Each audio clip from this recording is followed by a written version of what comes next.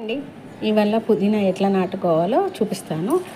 పాత టబ్లోది అంతా పుదీనా హార్వెస్ట్ చేసి అవి కాడలన్నీ తీసేసానండి, క్లీన్ చేశాను. వర్షం పడింది కదా, వర్షం నీళ్ళు నిల్వ ఉండడం వల్ల కొంచెము ఖరాబ్ అయినట్టు అయింది. ఒకటే కొమ్మ ఉంది. ఇప్పుడు పుదీనా పెడుతున్నా చూడండి. ఇది చూడండి, ఇది చూడ్డానికి గడ్డి మొలకే కానీ ఇది కూడా ఆయుర్వేదిక్ ప్లాంటే. Purple colour, light purple colour ఎంత బ్యూటిఫుల్గా ఉంది చూడండి.